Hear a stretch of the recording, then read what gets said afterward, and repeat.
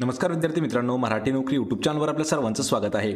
आज आपण या व्हिडिओमध्ये सर्व स्पर्धा परीक्षेसाठी महत्त्वाचा असणारा जो घटक आहे तो म्हणजे आहे पहा मराठी व्याकरण।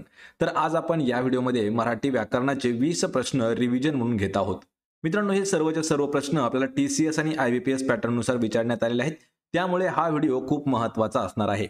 यामध्ये आपण मराठी व्याकरण स्पेशल प्रश्नसंच घेतलेला आहे। त्यामुळे आपल्याला या व्हिडिओची जर पीडीएफ डाउनलोड करायची असेल तर मराठी नोकरी या नावाने आपलं टेलिग्राम चॅनल आहे, सोबतच आपला व्हॉट्सअप चॅनल देखील आहे। दोघांच्याही लिंक्स मी तुम्हाला डिस्क्रिप्शन मध्ये देत आहे, त्या ठिकाणी जाऊन आपण चॅनलला जॉईन करा। आणि मित्रांनो, चॅनलवरती जर नवीन असाल तर लगेच आपल्या मराठी नोकरी चॅनलला देखील सबस्क्राइब करून ठेवा, म्हणजे आपल्याला डेली अशाच पद्धतीचे व्हिडिओज पाहायला मिळतील। चला तर व्हिडिओला सुरुवात करूया।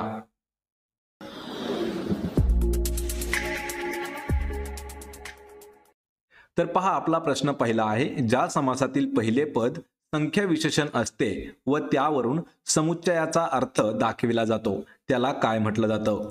मित्रांनो, प्रश्नाचं जर उत्तर येत असेल तर 3 ते 5 सेकंदामध्ये आपण प्रत्येक प्रश्नाचं उत्तर हे कमेंट करून देण्याचा प्रयत्न करायचा आहे। या ठिकाणी पहा, आपल्याला काय विचारलंय की व्याकरणातील एक असं समास विचारला आहे, त्या समासाची व्याख्या दिलेली आहे। पहा, ज्या समासातील पहिले पद संख्या विशेषण असते आणि त्यावरून समुच्चयाला अर्थ दाखवला जातो त्याला काय म्हटलं जातं। ऑप्शन क्रमांक 4, तर त्याला द्विगु समास असं म्हटलं जातं।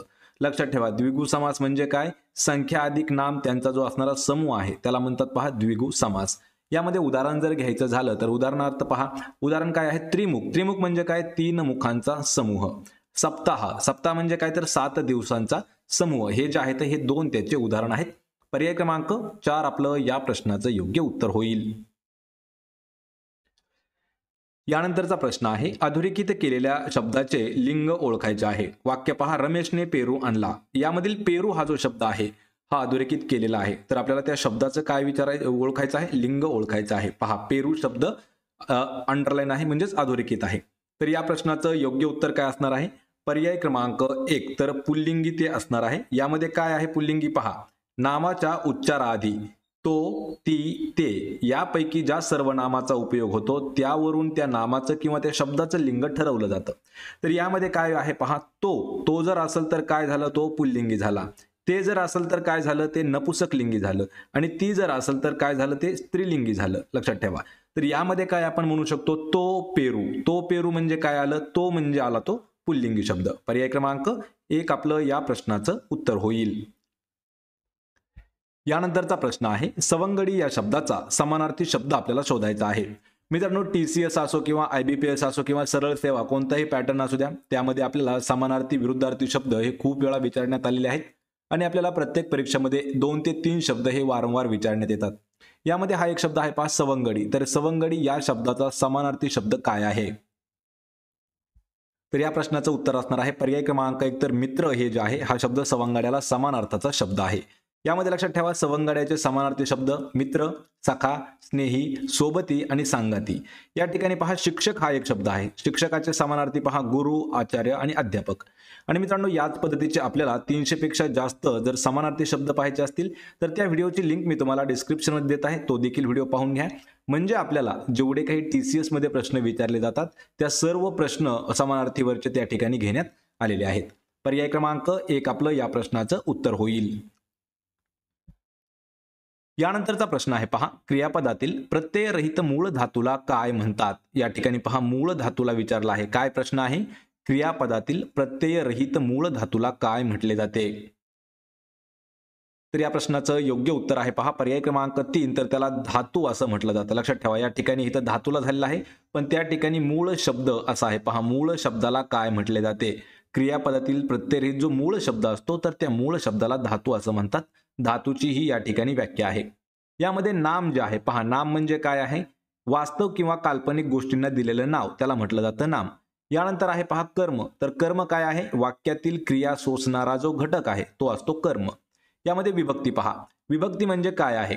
नामे किंवा सर्वनामे यांच्यातील या वाक्यातील क्रियापदांशी येणारे जे संबंध ज्या विकाराने दाखवले जातात त्या विकारांना विभक्ती असं म्हटलं जातं।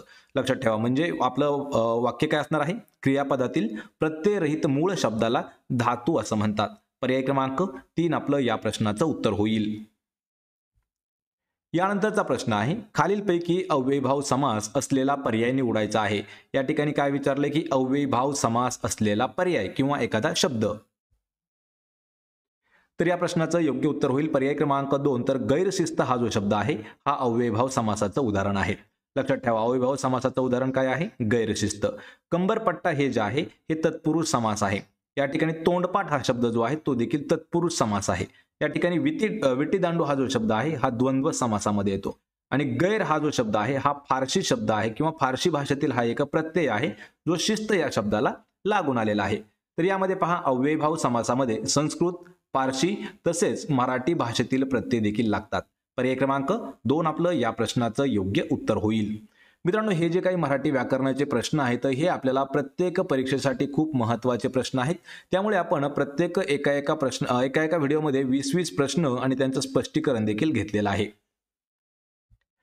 यानंतरचा प्रश्न आहे, जगदीश्वर या शब्दाचा खालीलपैकी योग्य संधी विग्रह ओळखायचा आहे. पहा, जगदीश्वर या शब्दाचा आपल्याला काय संधी विग्रह या ठिकाणी विचारलेला आहे. तर या प्रश्नाचं योग्य उत्तर आहे पर्याय क्रमांक 3. तर जगत अधिक ईश्वर म्हणजेच काय तर जगदीश्वर. मित्रांनो, मराठी व्याकरणातील हा जो घटक आहे पहा, संधी आणि विग्रह हा घटक खूप महत्वाचा आहे. यावरती आपल्याला पोलीस भरतीमध्ये जवळपास 7 ते 8 प्रश्न हे दरवर्षी विचारले जातात. त्यामुळे हा प्रश्न देखील खूप महत्वाचा आहे. पर्याय क्रमांक 3 आपलं या प्रश्नाचं उत्तर होईल. यानंतरचा प्रश्न आहे, पौर्वात्य या शब्दाचा विरुद्धार्थी शब्द कोणता होईल? पहा, पौर्वात्य शब्दाचा विरुद्ध अर्थाचा शब्द. या प्रश्नाचं उत्तर होईल पर्याय क्रमांक 1. तर पौर्वात्य याचा विरुद्धार्थी शब्द होतो पहा पाश्चात्य. मित्रांनो, या ठिकाणी खूप महत्त्वाचे विरुद्धार्थाचे शब्द आहेत पहा. आपण 300 शब्द घेतलेले आहेत. त्या 300 शब्दाची एक PDF आणि त्यांचा व्हिडिओ देखील आपण डिस्क्रिप्शन मध्ये दिलेला आहे. या ठिकाणी पहा, पौर्वात्य विरुद्धार्थी शब्द आहे पाश्चात्य. या ठिकाणी पहा, अभिमान शब्दाचा विरुद्धार्थी शब्द होतो दुराभिमान. या ठिकाणी अर्वाचीन शब्द त्याचा अर्थ होतो पहा प्राचीन. अव्यक्त व्यक्त, आवृत्त अनावृत्त हे जे आहेत हे महत्त्वाचे असणारे विरुद्धार्थी शब्द आहेत. आणि हे जे असे शब्द आहेत हे आपल्याला प्रत्येक परीक्षेमध्ये विचारले जातात. त्यासाठी हा देखील घटक थोडासा महत्त्वाचा आहे. यानंतरचा प्रश्न आहे, खालील शब्दसमूहासाठी योग्य शब्द आपल्याला निवडायचा आहे. या ठिकाणी शब्दसमूह काय आहे? कष्ट करून जीवन जगणारे. त्याला काय म्हटलं जातं पहा, कष्ट करून जीवन जगणारे. तर त्यांना म्हटलं जातं पर्याय क्रमांक 4. तर श्रमजीवी त्यांना म्हटलं जातं. लक्षात ठेवा, जे गरीब आहे, गरीब काय असतं? निर्धन किंवा रंक, त्याला म्हटलं जातं गरीब. आणि जे शोषित आहे, शोषित म्हणजे काय तर अत्याचार झालेला पण कोणालाही न सांगणारा. एक प्रकारे आपण त्यालाही म्हणू शकतो पहा पीडित. पण जो श्रम करून किंवा कष्ट करून जो जीवन जगतो त्याला म्हटलं जातं श्रमजीवी. पर्याय क्रमांक 4 आपलं उत्तर होईल. यानंतरचा प्रश्न आहे, वारकरी संप्रदायातील कोणत्या संतांचे वास्तव्य पैठण या ठिकाणी आहे? मित्रांनो, हा प्रश्न देखील खूप महत्त्वाचा आहे. वारकरी संप्रदायातील असे कोणते संत आहेत की त्यांचं जे वास्तव्य होतं ते पैठणमध्ये होतं? तर या प्रश्नाचं अचूक उत्तर होईल पर्याय क्रमांक 1. तर संत एकनाथ हे जे आहेत हे पैठणचे रहिवासी होते. पहा, संत एकनाथ. या ठिकाणी जे संत तुकाराम दिलेले आहेत संत तुकाराम देहू याचे म्हणजे या ठिकाणी त्यांचं वास्तव्य होतं. संत जनाबाई या ज्या आहेत हे गंगाखेड या ठिकाणी वास्तव्य होतं. संत कान्होपात्रा हे मंगळवेढा या ठिकाणी त्यांचं वास्तव्य होतं. या ठिकाणी संत ज्ञानेश्वर जे आहेत ते आपेगाव ठिकाणी त्यांचं वास्तव्य होतं. संत नामदेव नरसी बामणी या ठिकाणी आणि संत रामदास स्वामी हे जांब या ठिकाणी. पर्याय क्रमांक 1 आपलं या प्रश्नाचं उत्तर होईल. यानंतरचा प्रश्न आहे, व्यवहाराचा काळा घोडा हा प्रसिद्ध कविता संग्रह खालीलपैकी कोणत्या कवीने लिहिलेला आहे? मित्रांनो, हा देखील घटक खूप महत्त्वाचा आहे. आपल्याला व्याकरणामध्ये मराठी साहित्यातील जेवढे काही पुस्तकं आहेत पहा, पुस्तकं देखील विचारण्यात आलेले आहेत. पुस्तकं आणि त्याचे लेखक हा एक घटक आहे. आणि दुसरा कोणता आहे? कवी आणि त्यांचं जे लेखन आहे किंवा त्यांच्या ज्या कविता आहेत यावर देखील आपल्याला प्रश्न विचारण्यात आलेले आहेत. तर व्यवहाराचा काळा घोडा हा जो प्रसिद्ध कविता संग्रह आहे तर हा आहे अजीम नवाज राही यांचा. पर्याय क्रमांक 2 आपलं या प्रश्नाचं योग्य उत्तर असणार आहे. यानंतरचा प्रश्न आहे, कुत्रे झोपले आहे या वाक्यातील नामाचं लिंग आपल्याला ओळखायचं आहे. तर सर्वात आधी माहिती पाहिजे की आपल्याला यामध्ये नाम काय आहे. तर कुत्रा हे जे आहे हे नाम आहे म्हणजे कुत्रे. लक्षात ठेवा, या ठिकाणी आपल्याला काय लिंग ओळखायचं आहे. तर वाक्यातील कुत्रे या शब्दाआधी ते हे सर्वनाम वापरले जाते म्हणून ते जे काय नपुसक लिंगी असणार आहे. पर्याय क्रमांक 4 आपलं या प्रश्नाचं योग्य उत्तर होईल. तर पहा, कारण आपण म्हणू शकतो पहा ते कुत्रे आणि जर फक्त एकच कुत्रा असता तर तो कुत्रा असा आला असतं. तो कुत्रा हा जे आहे हे पुल्लिंगामध्ये येतं आणि ते कुत्रे हे नपुसक लिंगामध्ये येतं. म्हणजेच पर्याय क्रमांक 4 आपलं उत्तर होईल. प्रश्न यानंतरचा आहे, कोणत्याही गोष्टीचा अतिरेक हा वाईट असतो. या अर्थाची योग्य म्हण आपल्याला ओळखायची आहे. या ठिकाणी म्हणीवरती प्रश्न विचारला आहे. प्रत्येक परीक्षेमध्ये आपल्याला 1 ते 2 म्हणी ह्या नेहमी विचारल्यात आहेत. त्यापैकी काय केलं आहे, या ठिकाणी एक अर्थ दिलेला आहे. कोणत्याही गोष्टीचा अतिरेक हा वाईट असतो. तर या अर्थाची म्हण कोणती असेल? तर या प्रश्नाचं योग्य उत्तर असणार आहे पर्याय क्रमांक 1, तर अति तिथे माती. म्हणजे कोणतीही गोष्ट जर जास्त केली तर त्या गोष्टीचा वाईट परिणाम होतो किंवा म्हणू शकतो आपण की ती गोष्ट संपुष्टात येते. पर्याय 1 आपलं या प्रश्नाचं उत्तर होईल. यानंतरचा प्रश्न आहे, खाली विरुद्धार्थी शब्दांच्या जोड्या आहेत. त्यातील चुकीचा पर्याय कोणता आहे? पहा, या ठिकाणी ज्या काही शब्दाच्या जोड्या दिलेल्या आहेत विरुद्धार्थी शब्दाच्या, त्यापैकी आपल्याला चुकीची जोडी ओळखायची आहे. तर या प्रश्नाचं उत्तर होईल पर्याय क्रमांक 1, तर गाव आणि ग्राम ही जी जोडी आहे मित्रांनो, ही विरुद्धार्थी शब्दाची येत नाही, ही समानार्थी शब्दाची जोडी आहे. म्हणजेच ही जोडी चुकीची असणार आहे. आपलं उत्तर हेच बरोबर आहे. पहा, गाव आणि ग्राम हे समानार्थी शब्द आहेत. जर गाव आणि शहर अशी विरुद्धार्थी जोडी असती तर हे आपलं उत्तर आलं असतं. पर्याय क्रमांक 1 आपलं या प्रश्नाचं उत्तर होईल. यानंतरचा प्रश्न आहे, मुले फुटबॉल खेळत आहेत. या वाक्यातील कर्ता आपल्याला ओळखायचा आहे. पहा, कर्ता काय असतो की खेळणारे कोण आहेत, तर मुले आहेत. म्हणजे मुले हे जे आहे हे आपलं योग्य उत्तर असणार आहे. पर्याय क्रमांक 3 आपलं उत्तर होईल. पहा, मुले या वाक्यामध्ये कर्ता देण्यात आलेला आहे. यानंतरचा प्रश्न आहे, आधुनिक मराठी कवितेचे जनक हा मान कोणाला दिला जातो? मित्रांनो, हा प्रश्न खूप वेळा विचारण्यात आलेला आहे. पहा, आधुनिक मराठी कवितेचे जनक हा प्रश्न आपल्याला MPSC ची प्री एक्झाम आहे त्यामध्ये सुद्धा विचारला होता. वनरक्षक 2023 ला सुद्धा विचारला होता. वनरक्षक 2019 ला सुद्धा विचारला होता आणि पोलीस भरतीमध्ये हा प्रश्न आपल्याला 2018 ते 2023 यामध्ये जवळपास 3 वेळा विचारण्यात आलेला आहे. आधुनिक मराठी कवितेचे जनक हे कोणाला म्हटलं जातं? तर ते म्हटलं जातं पर्याय क्रमांक 1, तर केशवसूत यांना. कधी कधी आपल्याला पहा, या ठिकाणी जे केशवसूत नाव दिलेलं आहे ना, तर हे टोपण नाव दिलेलं आहे. पहा, कोणतं आहे? टोपण नाव आहे. पहा, केशवसूत. आपल्याला कधी कधी पूर्ण नाव दिलं जातं. तर केशवसूत यांचं टोपण नाव, केशवसूत हे जे आहे हे कृष्णाजी केशव दामले यांचं टोपण नाव आहे. पर्याय क्रमांक 1 आपलं या प्रश्नाचं उत्तर होईल. आणि मित्रांनो, अशाच पद्धतीचे जेवढे काही साहित्यिक आहेत मराठी साहित्यिक, त्यांचे टोपण नाव आणि त्यांचे ओरिजिनल जे नाव आहेत त्यावर देखील आपण एक व्हिडिओ घेतलेला आहे. त्याची लिंक मी तुम्हाला डिस्क्रिप्शन मध्ये दिलेली आहे. यानंतरचा प्रश्न आहे, विश्वास चटकन विश्वास ठेवतो. या वाक्यातील अधोरेखित नामाचा प्रकार आपल्याला ओळखायचा आहे. या ठिकाणी पहा, विश्वास नाव हे 2 वेळा घेण्यात आलेलं आहे. पण दुसरं हे जे विश्वास नाव आहे याला अधोरेखित केलेलं आहे. तर हा नामाचा कोणता प्रकार असणार आहे? तर या प्रश्नाचं योग्य उत्तर आहे पहा पर्याय क्रमांक 2, तर या ठिकाणी भाववाचक नाम आहे.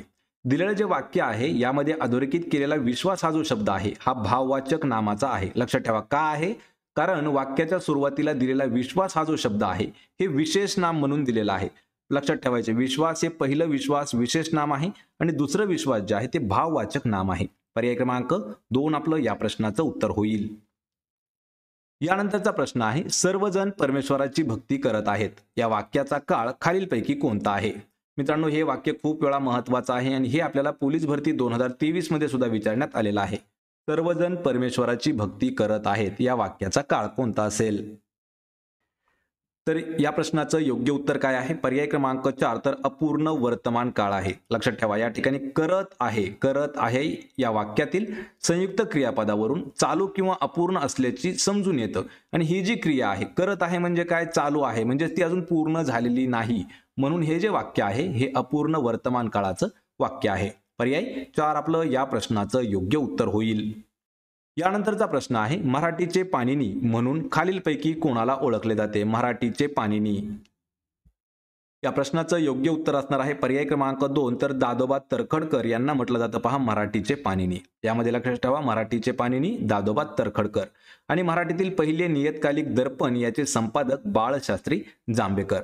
या प्रश्नाचं उत्तर काय असणार आहे? पर्याय क्रमांक 2. यानंतरचा प्रश्न आहे, वाक्यातील नामाच्या रूपावरून वास्तविक अथवा काल्पनिक पुरुषत्वाचा बोध होतो त्यास डॅश असं म्हटलं जातं. मित्रांनो, हा प्रश्न खूप महत्वाचा आहे. या ठिकाणी आपल्याला एक व्याख्या विचारलेली आहे. व्याख्या कशाची आहे? लक्षात ठेवा, नामाच्या रूपावरून वास्तविक अथवा काल्पनिक पुरुषत्वाचा बोध होतो त्याला काय म्हटलं जातं? तर त्याला म्हटलं जातं ऑप्शन क्रमांक 2, तर त्याला पुल्लिंगी असं म्हटलं जातं.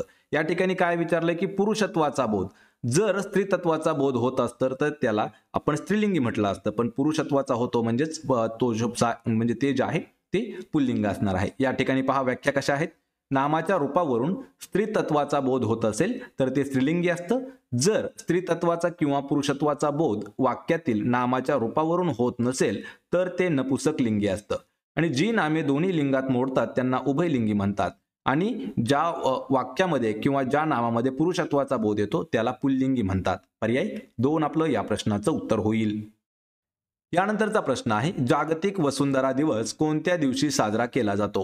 मित्रांनो, या ठिकाणी आपल्याला एक दिनविशेष विचारलेला आहे. पहा, जागतिक वसुंधरा दिवस, आणि हा जो आहे हा ऑप्शन क्रमांक 1 तर 22 एप्रिल या दिवशी साजरा केला जातो.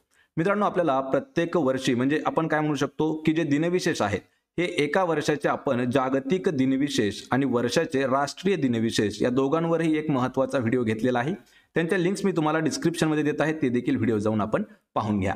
तर 25 एप्रिल हा जागतिक हिवताप दिन असतो, 7 एप्रिल हा जागतिक आरोग्य दिन असतो आणि 23 एप्रिल हा जागतिक पुस्तक दिन आहे आणि 22 एप्रिल हा जो दिवस आहे हा जागतिक वसुंधरा दिवस आहे. पर्याय क्रमांक 1 आपलं या प्रश्नाचं योग्य उत्तर होईल. तर मित्रांनो, हे होते पहा महत्त्वाचे 20 मराठी व्याकरणाचे प्रश्न. हे प्रश्न आपल्याला सर्व सरळ सेवा स्पर्धेसाठी विचारले जातात. तसेच हे प्रश्न आपल्याला TCS पॅटर्नमध्ये सुद्धा विचारण्यात आलेले आहेत. त्यामुळे व्हिडिओ जर आवडत असतील तर व्हिडिओला आपल्याला लाईक करा, मित्रांमध्ये व्हिडिओ शेअर करा आणि आपल्या मराठी नोकरी या YouTube चॅनलला सबस्क्राईब करून ठेवा. प्रत्येक व्हिडिओची PDF अगदी फ्रीमध्ये जर मिळवायची असेल तर मराठी नोकरी या नावाने आपलं टेलिग्राम चॅनल आहे, त्याची लिंक मी तुम्हाला डिस्क्रिप्शनमध्ये दिलेली आहे. आपण भेटूया पुढच्या एका अशाच नवीन व्हिडिओमध्ये. तोपर्यंत जय हिंद, जय महाराष्ट्र.